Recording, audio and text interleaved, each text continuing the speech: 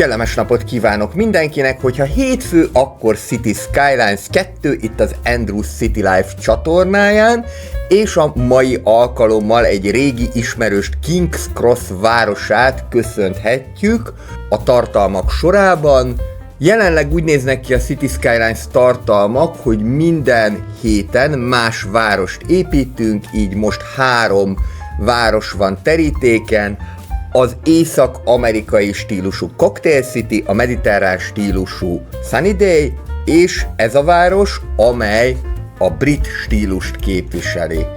Ezzel összefüggésben, hogyha neked tetszenek a City Skylines 2-es, illetve az alap City Skylines-os tartalmak, akkor bátorítanálak arra, hogy iratkozz fel a csatornára, hiszen itt heti rendszerességgel a legjobb városépítő, stratégiai, illetve gazdasági szimulációs játékokat láthatod. Tartsatok velem, építsük tovább King's Cross városát!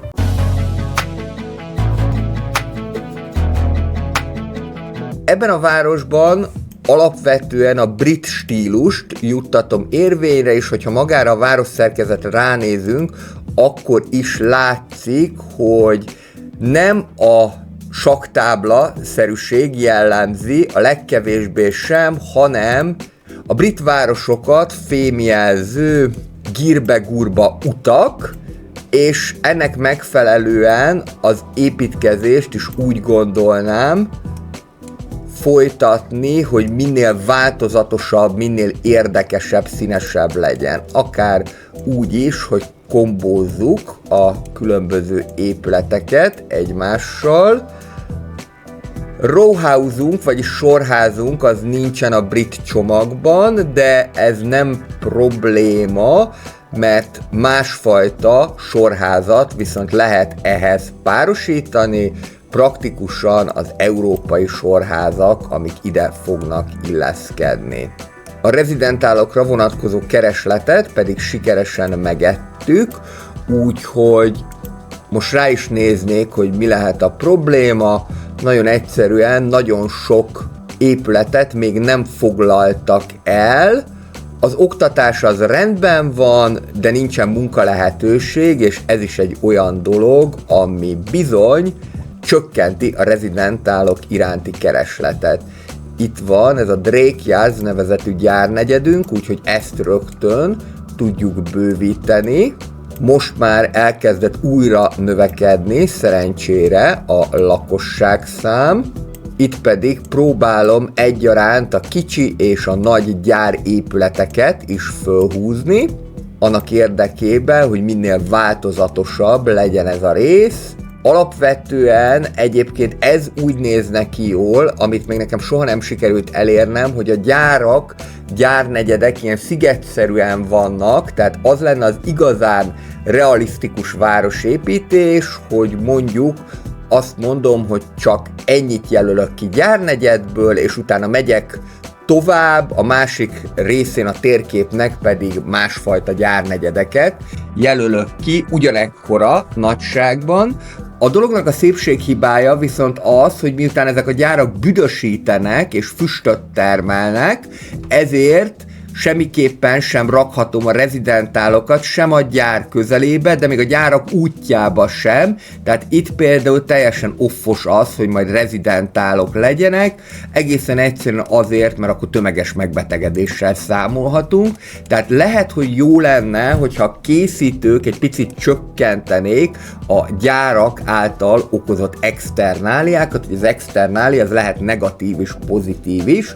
Pozitív externália például egy iskola, vagy mondjuk a buszállomás közelsége, de negatív externália és a buszállomás közelsége negatív hatás, mert hogy zajos is, viszont egyértelműen negatív externália, közgazdaságtan használja ezt a fogalmat, ez egy külső hatást jelent, tehát negatív externália, amikor a gyárnegyedhez vannak közel az épületek.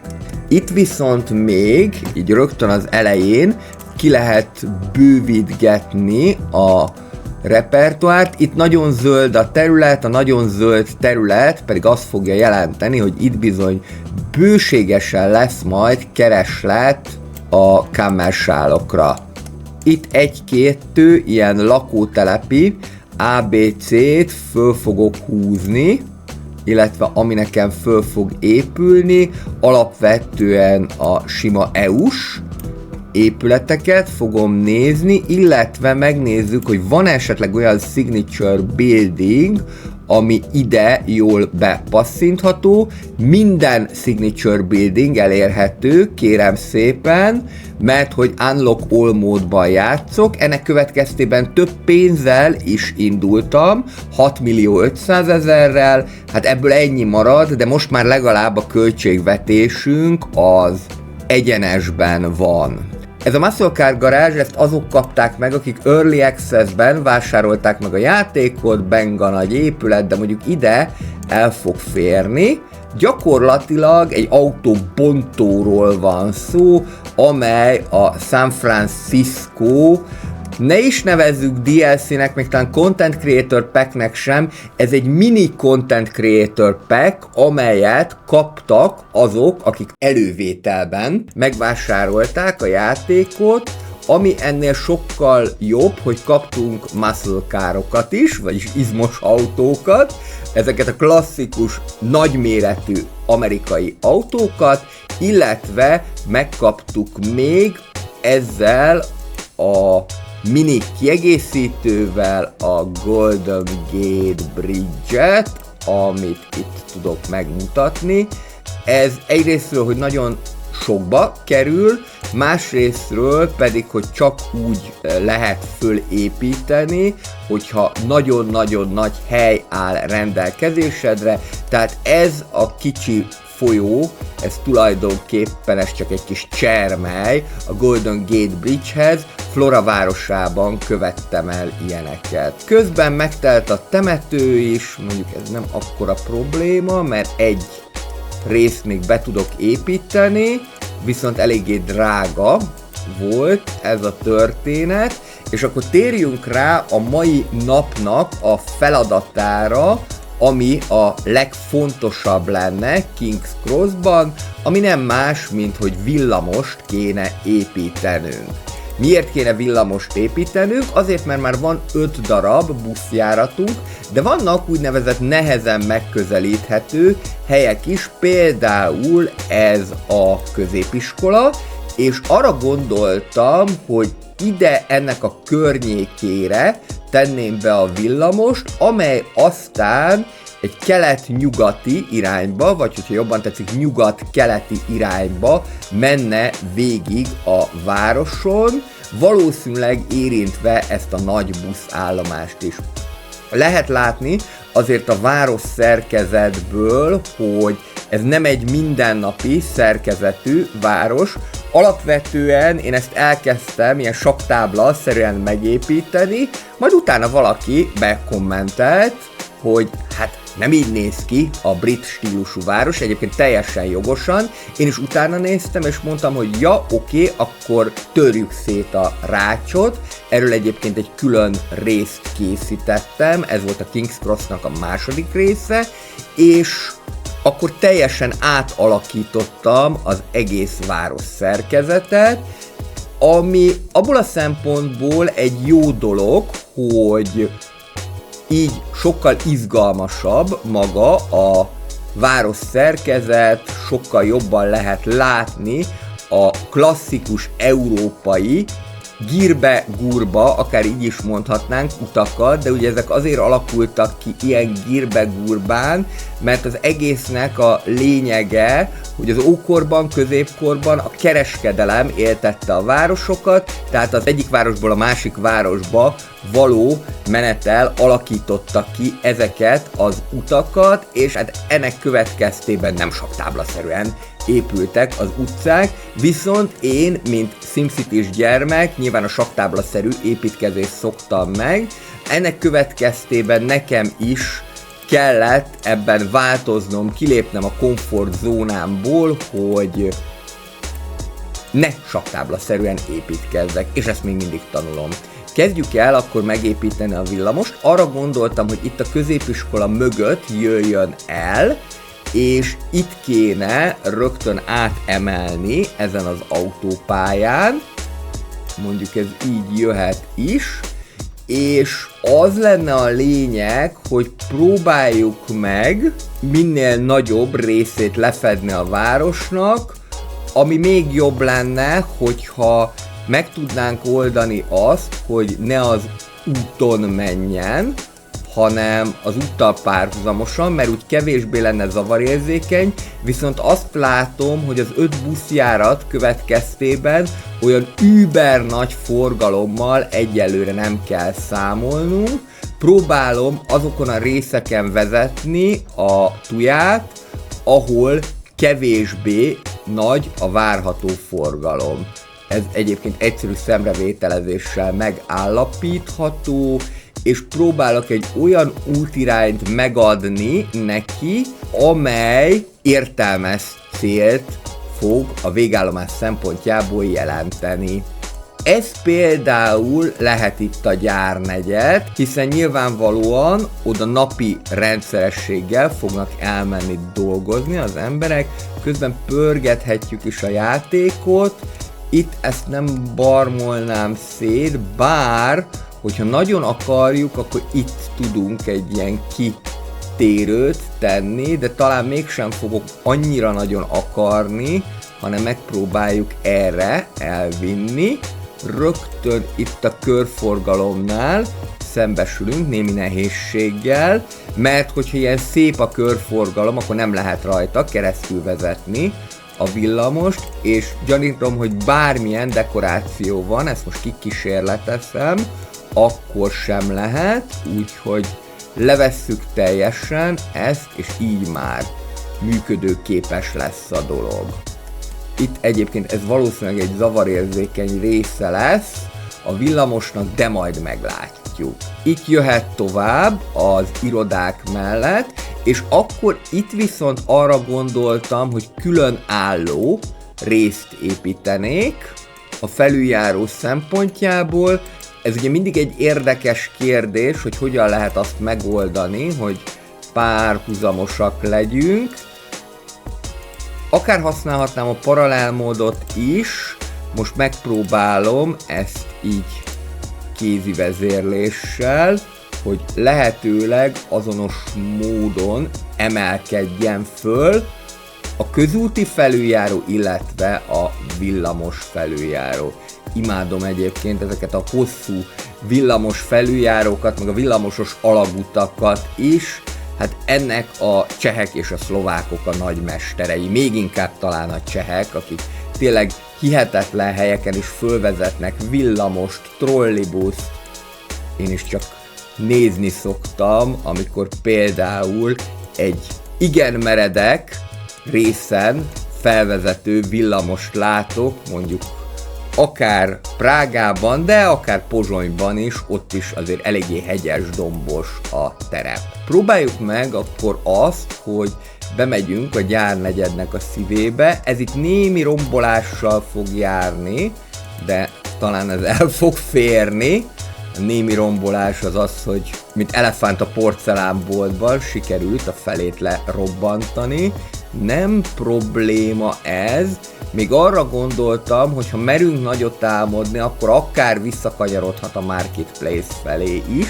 Hogy van a busz? Ez azért egy elég fontos lenne. Itt van a busznak a végállomása, akkor ez nem fog bezavarni, és akkor próbáljuk meg azt, hogy elvisszük egészen a Marketplace-ig. Nem így terveztem eredetileg, de most már tetszik maga az ötlet, és arra gondoltam, hogy itt még bőven van hely ahhoz, hogy ezt be tudjuk vezetni. A villamosnak a nagy előnye a vonattal, illetve a metróval szemben, hogy 90 fokban is tud kanyarodni, és tulajdonképpen itt egy teljesen jó hurok végállomást lehet létrehozni. Tudom, hogy nem lenne kötelező a hurok végállomás, de én valami miatt ragaszkodom is hozzá, meg most voltam Bécsben, ott pedig csak hurok végállomások vannak, úgyhogy most még ezt a módszert fogom követni. Nem rossz, de nem a legjobb. Itt ezt még megfaragjuk, hogy ne maradjanak áram és víz nélkül. Na, gyere babám! Úgy. Egyszer. És mindjárt visszaépítem ezt is. Tulajdonképpen akár itt le is lehet zárni. Most megnézzük, hogy minden görbe. Igen. És akkor még egy picit közelebb tudom vinni a mi büszkeségünkhöz, a Marketplace-hez, illetve a One Stop Station-höz. Gyakorlatilag így már itt fog megállni a bevásárló központ előtt, amelynek egyébként még mindig nincsen elég vásárlója, tehát erre majd mindenképpen figyelni kell. Ahogyan Pozsonyban mondták, nasleduje konečná zastávka, vagyis az utolsó megálló következik. Kb. Ennyi az, amit tudok szlovákul, illetve ugye csehül ez a pristíza stávka, valamint a következő megálló jelzés köteles. A pristíza stávka a következő megálló, a következő megállónál pedig tessék előre jelezni, az a pristíza stávka jönne znamennyi, és kiderült egyébként, hogy szlovákul is hasonlóan van, csak ők nem mondják ezt a j znamennyit, hanem csak n znamennyi, így fogják mondani, ami hát magyarra fordítva, idézőjelben, vagy hát hasonlít ahhoz a magyarból, hogy jön az amennyi, illetve hogy na az amennyi. Egyébként ez egy érdekes dolog, hogy hogyan tudunk szójátékot csinálni a magyar kifejezések nyomán, akár idegen kifejezésekből is.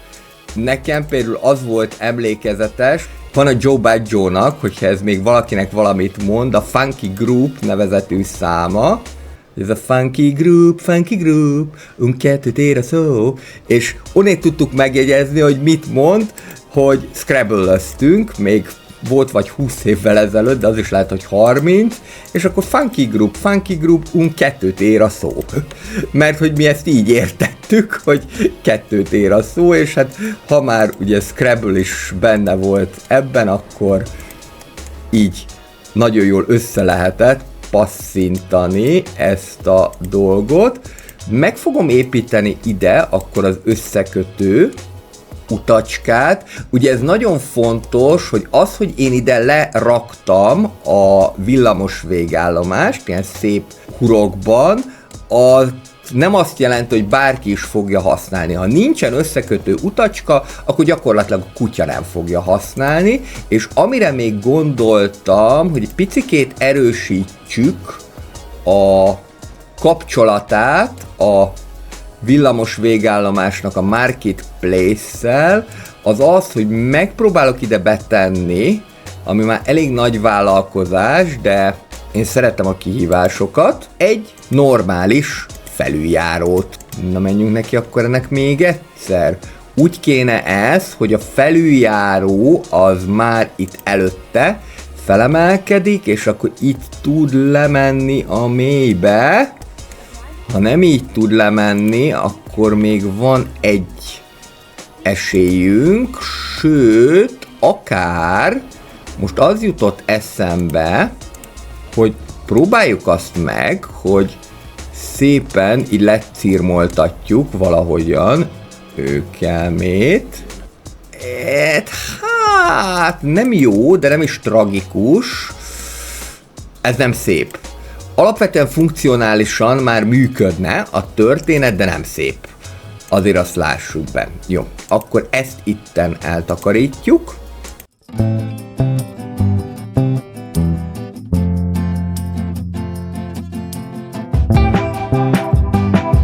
Ó,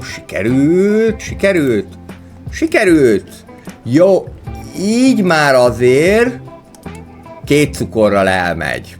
Befásítom, és akkor már tulajdonképpen egészen elfogadható lesz. Az a baj, hogy annyira pici hely alakult itt ki, hogy ez kvázi lehetetlen volt normálisan beépíteni, de most így azért itt föl tudnak majd kacskaringózni. kedves lakosok, és akkor ide tudunk egy közvetlen kapcsolatot megépíteni a Marketplace-hez. Aminek az a lényeges része, hogy viszont még ide is be kell kötni ezt az utat, de innentől kezdve elvileg hozzáférnek ehhez a Marketplace-hez, aminek úgy tűnik, hogy megoldódtak közben a vásárló problémái.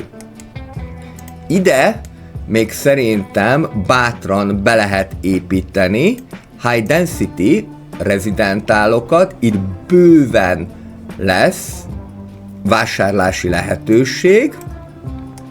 Most próbálkozom ezekkel a 4x5-ösökkel, 3 darabot le is nyomatok ide, aztán majd meglátjuk, mennyi fog beépülni, és ide, és jöhet egy megálló, majd megyünk tovább. Ez itt a taxiállomás, a felszálló csillagokból már lehet látni, hogy igencsak örülni fognak a villamosnak. Itt vagyunk a Drake Yardsnak a közepén, és hát vagy ide lehet tenni, vagy ide, én inkább ezt pártolnám. Itt már be is építette a visszafogóváltót, aminek nagyon-nagyon nem örülök, mert ebből itt lehetnek gázok. Annyi a jó a City Skylines 2-ben, hogy már nincsen azzal probléma, hogyha egy megállót felüljáróra, vagy akár alagútra kell helyezni. A CS1-ben ez még csak modokkal volt lehetséges. Igazítsuk be ezt is egy kicsit, hogy szebb legyen. Sőt, akár nem is kell itt nekünk a felüljáró, hanem itt már jöhet ez lefele. Így is teljesen jó lesz, itt még egyelőre minimális forgalom van. Látjátok, 2 helyen is beépítette a visszafogóváltót, merem remélni, hogy normálisan el fog tudni közlekedni. Lehet, hogy akkor az lesz, hogy legalább az egyik megállót azt arrébb pakolom, még így is 2 helyen van a visszafogóváltó, viszont itt kéne nekem ez azért, hogy biztosítva legyen az átszállás a 103-as buszra. Itt van még egy hiányosság, ezt beépítjük, és meg még egy, valamint ide is jöhet egy megálló pár, viszont itt talán nem venném el a helyet a parkoló autóktól, úgyhogy ezt ide raknám be, itt maradhat ez a parkoló, mert úgyis olyan jól kialakult. Itt viszont a körforgalomnál hello parkolóautóknak, és itt is nyugodtan ki lehet őket söprűzni, valamint itt végig fásítani fogok inkább, és akkor azzal együtt, hogy lerakom ezeket a fákat, rögtön a parkolóautók is kimennek a forgalomból, és így nagyjából akkor készen is van az út. Ide a kertvárosba jöhet egy, ide az autószalóhoz, illetve ide az iskolához. Na most ez itt trükkös jószág lesz, mert egyrésztről majd be kell építeni a végét a villamosnak, másrésztről valahova a kocsiszint is el kell helyezni. Ilyen esetben azt kell végig gondolni, hogy én hogy is szeretném, hogyan folytatódjon ez a villamos.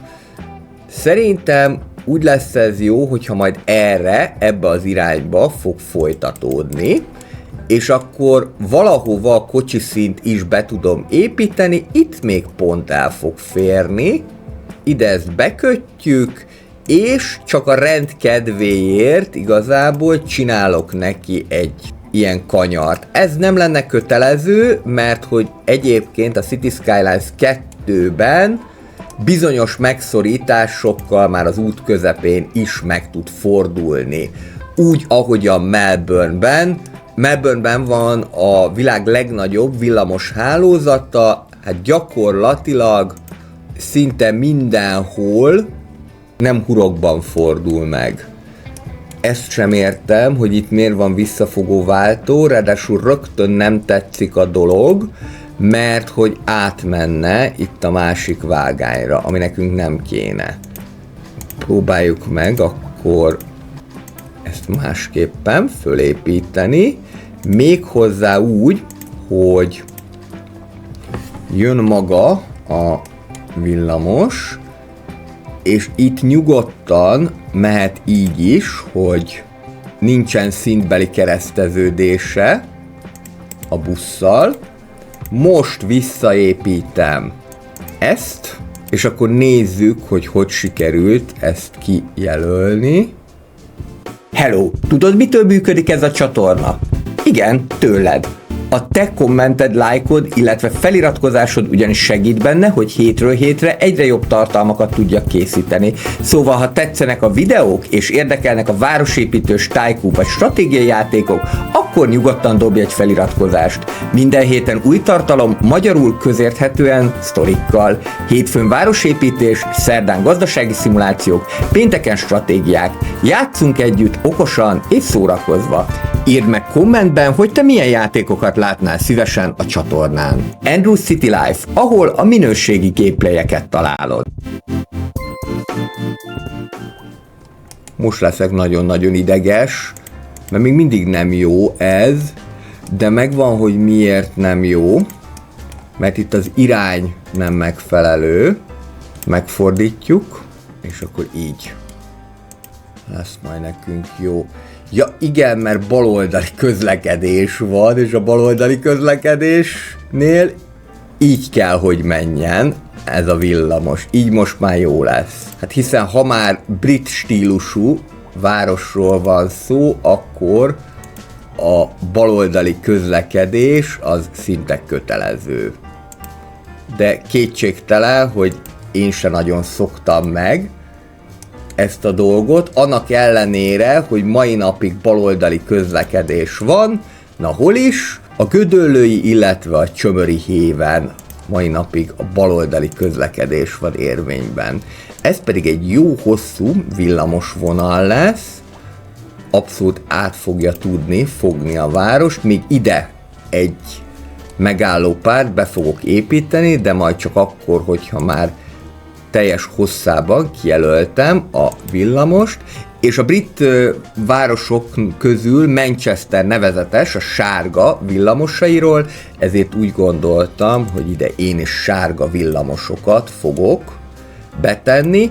Annak ellenére egyébként, hogy ezek a villamosok, amik mindjárt ki fognak jönni a dipóból, ezek a finnországi Tampere város villamosait fogják mintázni, nem véletlenül, hiszen a játék készítőinek, a Colossal Ordersnek Tamperében található a főhadiszállása.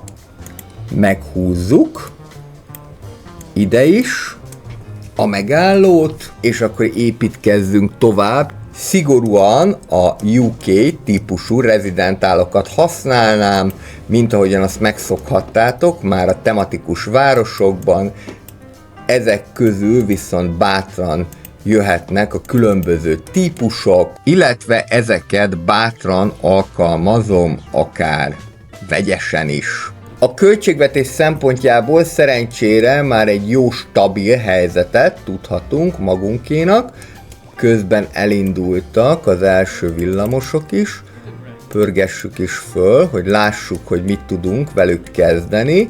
Itt már a középiskola mellett el is kezdték őket használni, és ez azt gondolom, hogy számottevő segítséget fog jelenteni a város közlekedése szempontjából.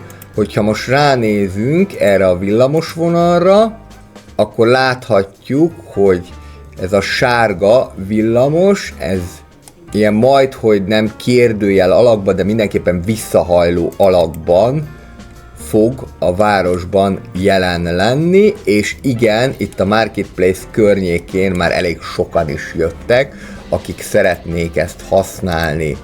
Akárha ide bármi elférne, az még jó lenne, ide nem fog, de ide például igen. És akkor csináljuk meg addig a villamos végállomásnak a környékét is, hiszen ez egy nevezetes pontja lenne a városnak.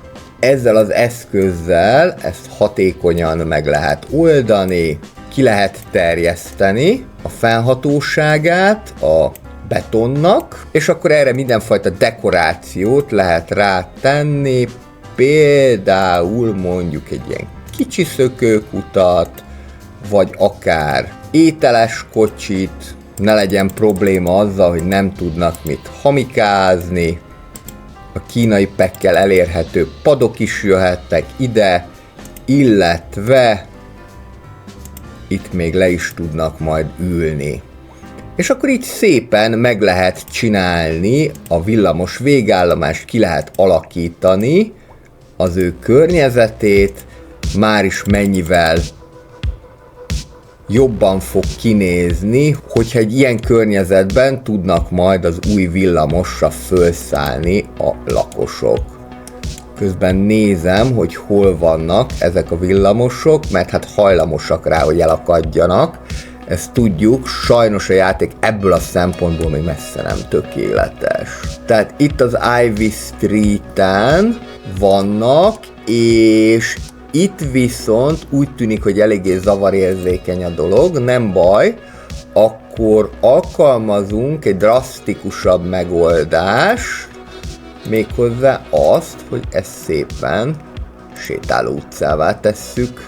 Ugyanis a Cities Skylines 2-ben a CS1-jel szemben ez már nagyon egyszerűen megoldható, semmi probléma nincsen azzal, hogyha valamit sétáló utcává teszel, nem kell külön kijelölni a sétáló negyedet, illetve nem kell hozzá külön kiszolgáló létesítmény sem, mint a Cities Skylines 1 Plazas and Promenade-jében ez kellett.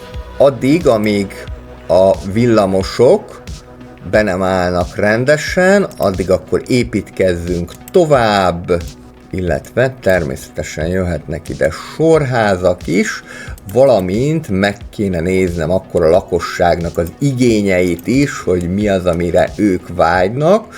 Most már azért van pénzünk, bár most visszaesett a profitunk, ami nem annyira jó, úgyhogy mielőtt akkor megnézném, hogy mire vágynának, akkor azelőtt még jöhetnek majd irodák is. Illetve, ami még szintén hozzájárulhat a bevétel termeléséhez, hogy a UK-nek vannak mixed housingjai is.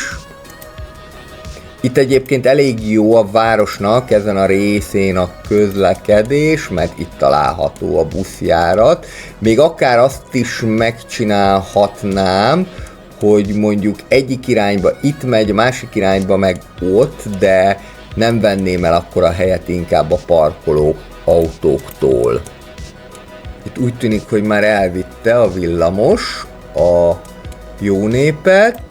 164-en használják, ez 9%-os kihasználtság. Most csak azért ugrott le 0%-ra hirtelen, mert valószínűleg éppen elértük az éjfelet. Nem kapcsoltam be most a nappal és éjszaka váltakozását, de majd ezt is meg fogom tenni. És amit látok, hogy iszonyatosan sokan szeretnének általános iskolába menni, és nagyon-nagyon kevés a férőhely. Na akkor ezzel csináljunk valamit, egy jó nagy kapacitású általános iskola kéne, 7500-an jogosultak általános iskolába menni, és 500-as a férőhely, már egyébként egyetemre is jogosultak menni, keresek valami olyat, ami nagyobb kapacitású. Egyébként ez a kelet-európai Elementary School, ez még nagy kapacitású, illetve az egyik frissítéssel bejött City Elementary School, ami 1500-as kapacitást fog jelenteni, úgyhogy akkor ezt oda, ahova el fog férni, be is építem, és ide egy teljesen új negyedet lehet majd fölépíteni a Victoria Hillhez. Ez pedig még majd bővíthető is további 500 férőhellyel. Tegyük is ezt rögtön meg, illetve egy hátsó játszóteret is hozzáadok az épülethez. Most már nagyon-nagyon sok épület van, ami közül lehet választani. A City Skylines 2-ben ez az, ami szerintem majd hosszabb távon a verseny előnyét fogja adni a CS1-jel szemben, hogy tényleg nagyon különböző stílusú városokat tudunk majd építeni. Itt van a nagy buszállomás, pár kereskedelmi egységet beépítek, és annak érdekében, hogy megteremtsük az ehhez szükséges keresletet, jöhetnek a High Density rezidentálok is. A UK esetében ez elég fura, mert csak ez a 3x2-es fog beépülni, bár itt, hogyha nagyobbat építek az iskola mellett, akkor akár még ez a 5x4-es is jó lehet. Elég trükkösen lehet elvezetni ezt az utat, de most már sikerült. Itt ezt a buszvégállomást is meg lehet csinálni ízlésesen.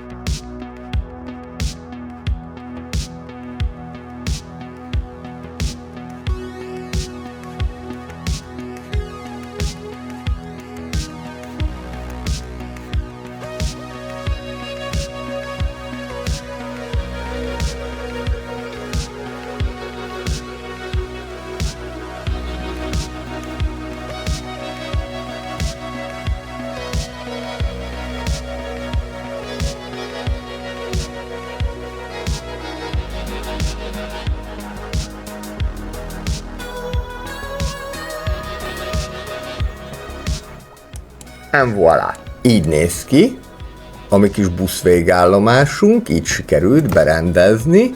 Elég sokan használják is egyébként. Taxiállomás már be lehet építeni, illetve a Station Service az maximum ide férhet el, akkor ez azt jelenti, hogy viszont ezt a kör alakú játszóteret, ezt átpakolnám, de nem szeretem, hogyha így jelenik meg, hogy belesimul a talajba, tehát ennek szépen normálisan így kell megjelennie. Station Service-ből pedig még egy elfér. És akkor tulajdonképpen így sikerült megalkotni a buszvégállomást. Hát alapvetően az lenne a jó, hogyha még sokkal több prop lenne a játékban, ami alapból elérhető.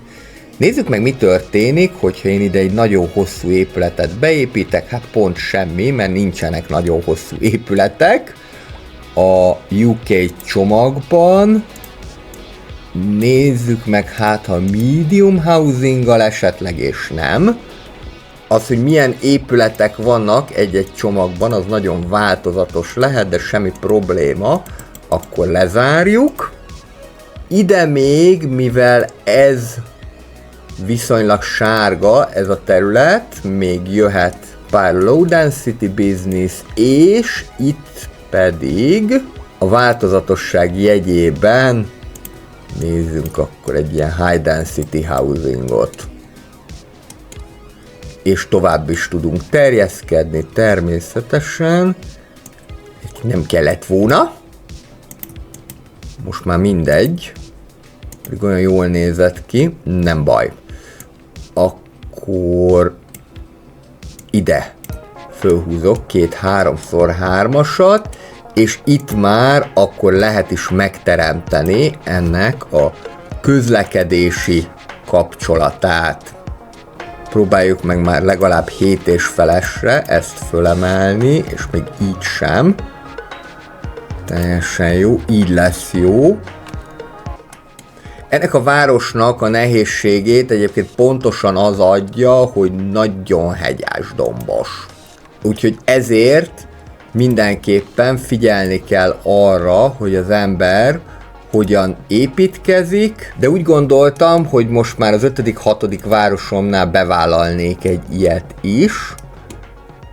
Igazából azt nézem, hogy akár ide tovább is mehetne ez a villamos megálló. Próbáljuk meg ide tenni, szerintem még úgyis érvényesülni fog a hatása. És akkor ezt átpasszintjuk, és remélhetőleg, hogy nem lesz vágányváltás így se. Viszont akkor itt egy kicsit szabadabban tudnak majd közlekedni a villamosok. Ide természetszerűleg még irodákat lehet beépíteni, ami úgy látom, hogy nagyon szívesen be is épül. Milyen iroda épület, amit még össze lehetne párosítani a brit stílussal? Én azt gondolom, hogy talán ami elférhet még, az esetleg, de csak helyenként a kínai, illetve az észak-amerikai típusú high density office.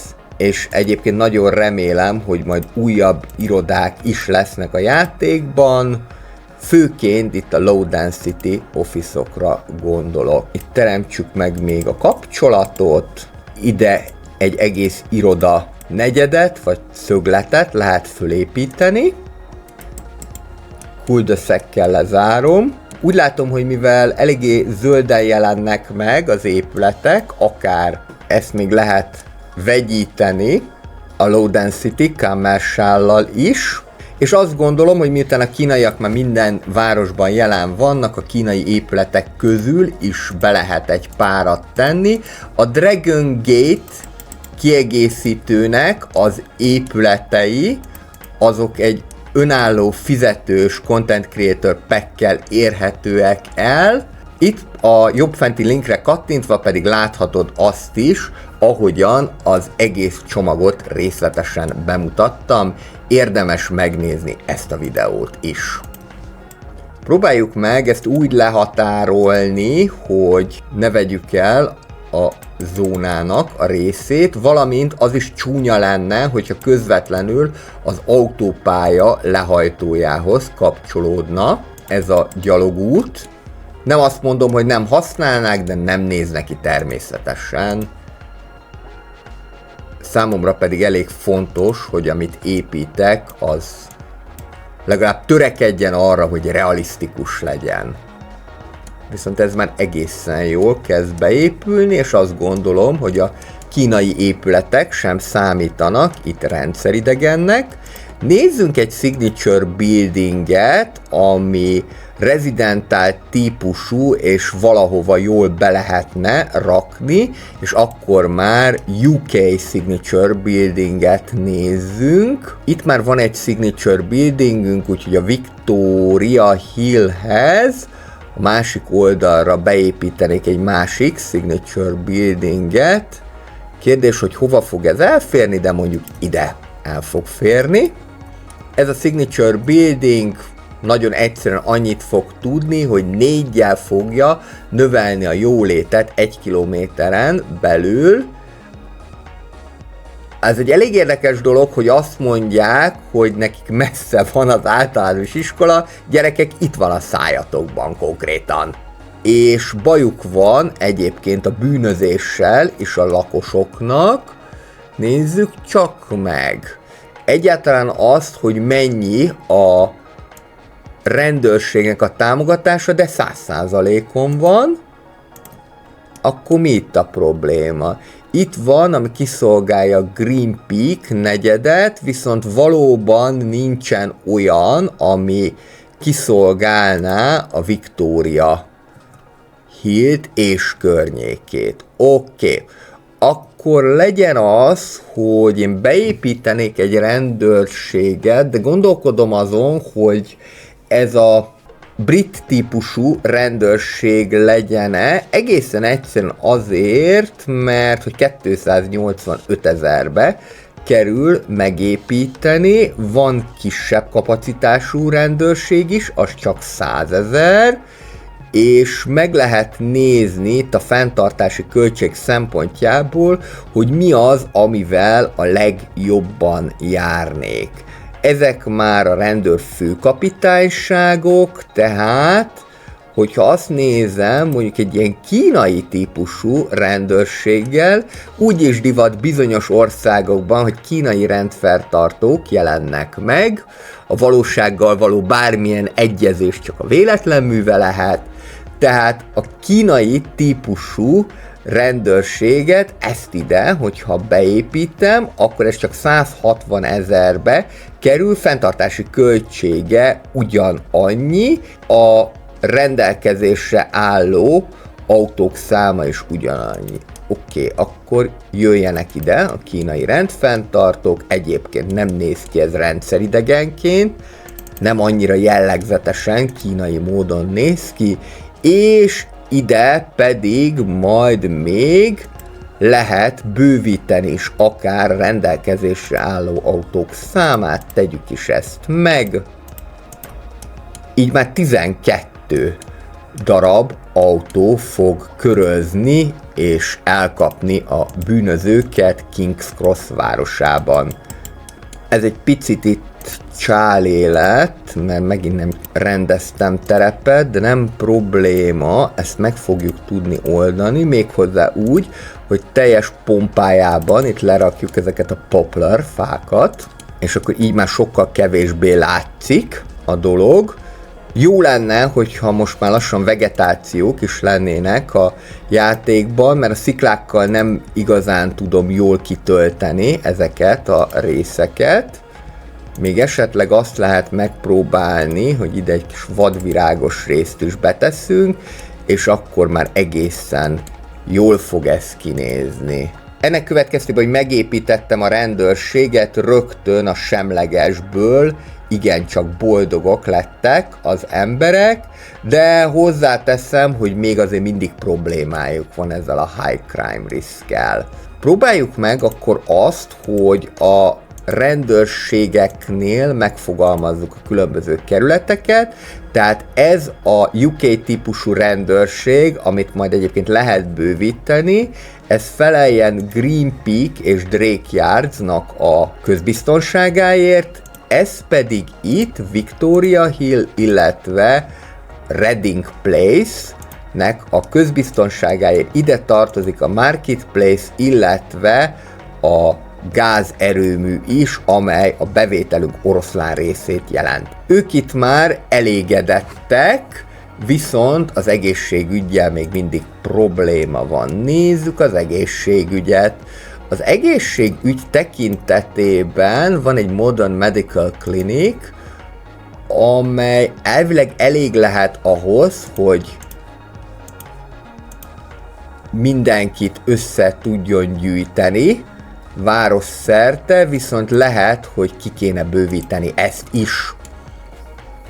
Ez a Modern Architecture csomaggal jött be, amely szintén egy fizetős csomag, és 2024. december 2-án jelent meg, hogyha téged érdekel az ezzel kapcsolatos videó, akkor a Modern Architecture és az Urban Promenade-ről szintén készítettem egy 15 perces bemutató videót. Biztos, hogy érdemes lenne ezt a kezelőszárnyat megépíteni, mert ezáltal gyorsabban tudnak majd meggyógyulni, és úgy tűnik, hogy ezáltal egyébként a kapacitás is jelentősen növekedett ennek a klinikának, akkor a másodikat azt már meg sem építem egyelőre, mert nincsen értelme. Ez a klinikai centrum, ami még tovább tudná növelni a kapacitást, de ezt egyébként nem is tudnám ide megépíteni, csak akkor, hogyha rombolnék. Egyre szebben alakul a városnak a helyzete, ez nagyon jó. Ide még be tudunk építeni UK házakat, vegyesen jöhetnek a kisebbek és a nagyobbak is. Megnézzük, hogy a mediumban ez hogyan fog beépülni. Azt nem árt tudni a UK csomagról, hogy ez az, ami a legnagyobb csomag. Valószínűleg a legtöbb épületet is tartalmazza az összes Region Packs-es csomag közül. Az viszont egészen biztos, hogy a legtöbb helyet foglalja, mert közel 7 gigányi helyet fog foglalni a tárhelyből, tehát ilyen brutálisan nagy.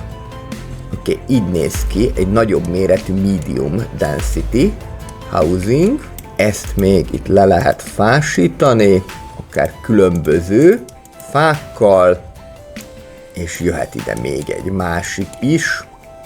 Ez az 5x4-es.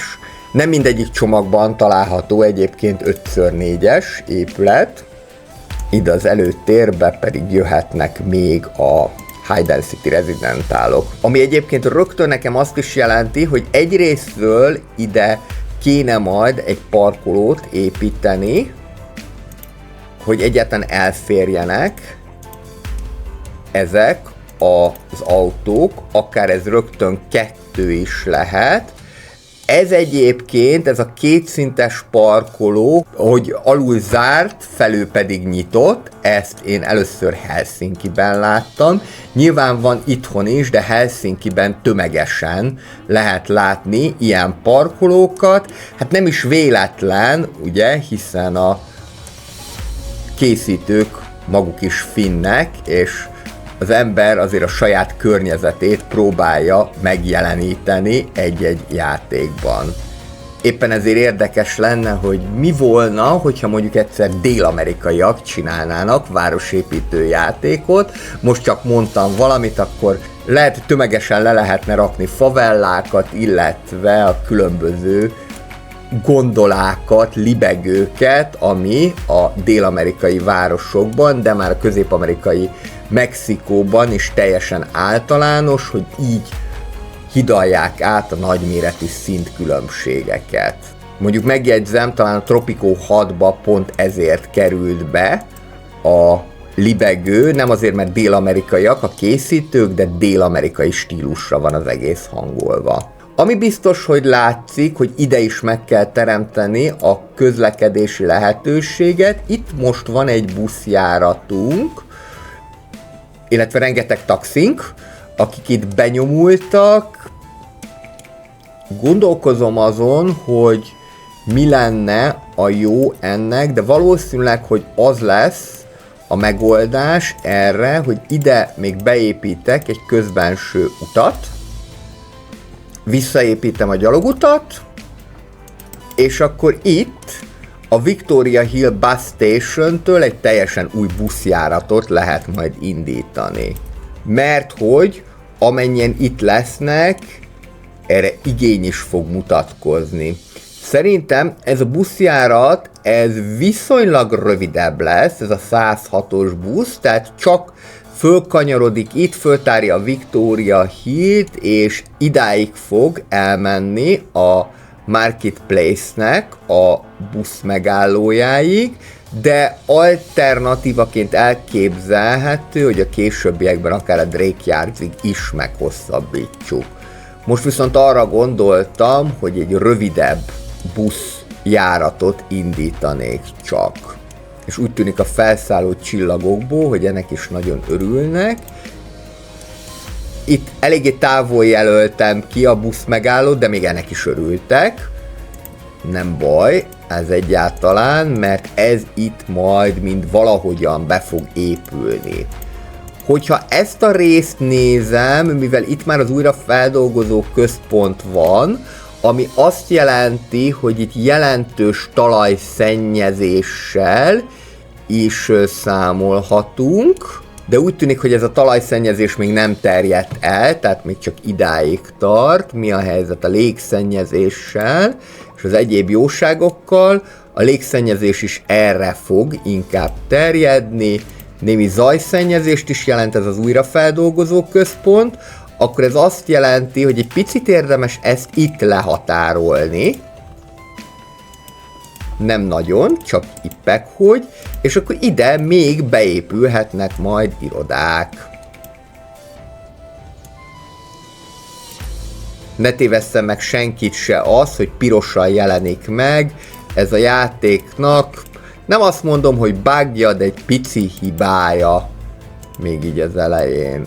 Az is egy pici hiba, hogy ezt nem sikerült jól megépíteni, de most már jó lesz. Ide egy teljes irodai negyedet lehet tervezni. Nem akarnék ide rezidentálokat rakni, mert itt túlságosan közel van már a Az újrafeldolgozó központ, viszont az irodák teljesen jók lesznek. Ide pedig szinte kínálják magukat a parkolók. Ezek a jó hosszú parkolók mehetnek ide, ebből rögtön 2 is el fog férni. A White Parking Lot az már nem, de még egy pici parkolót ide be lehet építeni. És akkor az irodisták itt tudnak majd parkolni, ezt fordítsuk már meg, hogyha kérhetem, mert az irodistáknak kell itt parkolnia, nem azoknak, akik az újrafeldolgozó központban dolgoznak, bár ők sincsenek kevesen, mert 60 darab alkalmazott van. Még akár ide is ki lehet jelölni egy kisebb megállót, és akkor be is indítjuk a következő buszjáratunkat. Ez most az elején még így a kukoricásba fog menni, ami azt jelenti, hogy nem mindenhol fog lakott területre érkezni, de a későbbiekben majd ezt beépítjük, és majd legfeljebb itt is be fogják mondani azt, hogy Pristy zastávka jött na znamení. És itten nasleduje konečná zastávka. Ide még egyébként be lehetne építeni egy megállót, majd arról mindjárt gondoskodom. Itt szépen föltárja a Victoria Hillt. Ez a viszonylag rövid buszjárat, már magamhoz képest rövid. Változtassuk meg akkor a színét. Ez mindig egy nagy kihívás, hogy megtalálni ugyanazt a színt, vagy nagyjából ugyanazt az árnyalatot.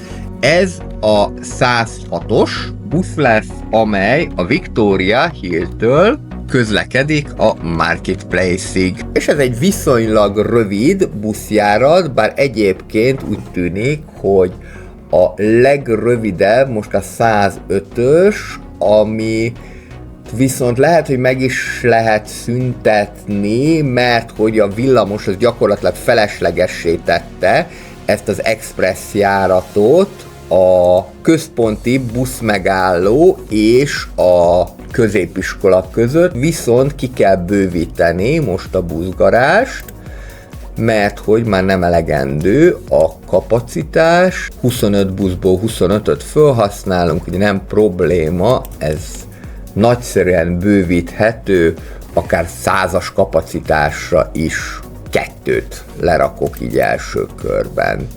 És akkor foglalkozzunk még a 105-ös busznak a sorsával. Mit tudunk ezzel kezdeni? Egyébként ez nem lenne egy ördögtől való járat, mert hogy ez így jön át a városon, viszont itt ilyen vakon végződik, úgyhogy lehetséges, hogy úgy első körben azt próbálnám meg, hogy valahogyan akkor vezessük át ide a Victoria Hillhez. Az lehet egy olyan megoldás, amivel meg lehet menteni ezt a járatot.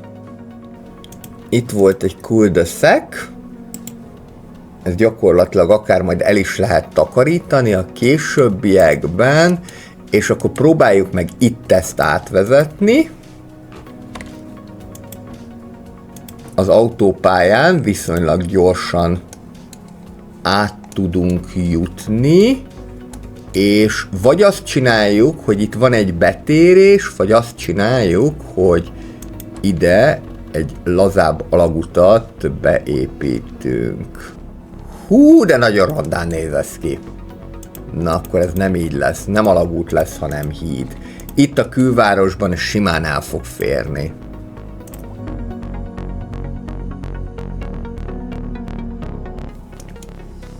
Tulajdonképpen maradhat is ez a körforgalom, nincsen ezzel semmi probléma. Most nagy levegő meghosszabbítjuk ezt a buszvonalat ide a Victoria Hillhez, és errefele tessék jönni. Ide majd még be lehet építeni egy megállót, ez itt teljesen jó lesz nekünk, illetve ide is, hiszen most már visszafele is fog menni a busz. Ide pedig akkor még jöhetnek parkolók. Meglátjuk, hogy mennyire fogják használni. Most arra gondoltam, hogy 2 a medium parkolók közül berakok, egyébként 3 is elférne, csak az már nem néz neki túlságosan jól. És akkor ez pedig a 105-ös busz, csak hogy rendben legyen, az adminisztráció, akkor ez jön a Central busztól, Little Central Bus, igen, ez jelenti az LCB-t, Little Central Bus, LCB Victoria Hills és a Kings High-on keresztül, amely Kings Crossnak a középiskoláját jelenti. Ha pedig már iskolák, még jobban növekedett az általános iskolára jogosultak száma, de a középiskolára jogosultak száma is. Ide be tudunk építeni ilyen technológiai szárnyat, illetve egy sportlétesítményt.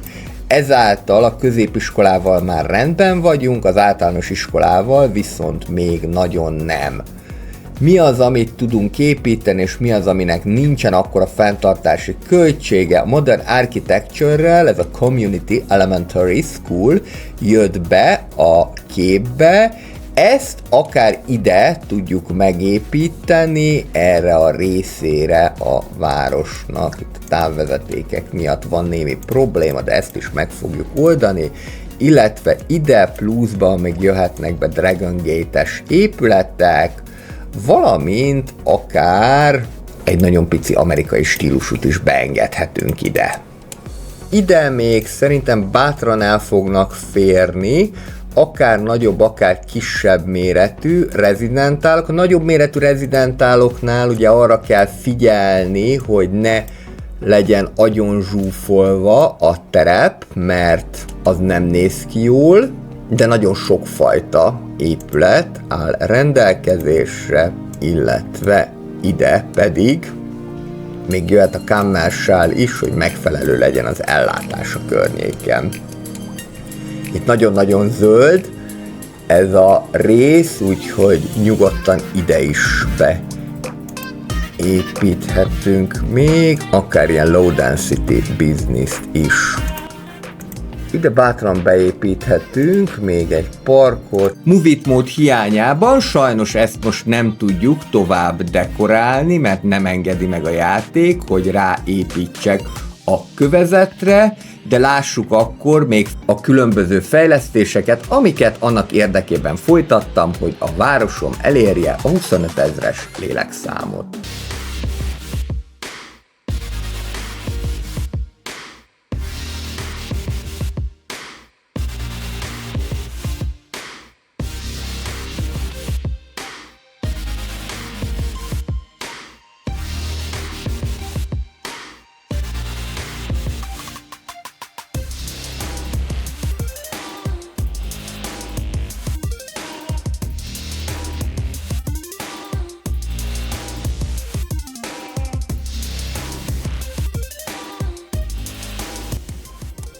Köszönöm szépen, hogy megnéztétek ezt a videót, ez volt a hétfői City Skylines 2.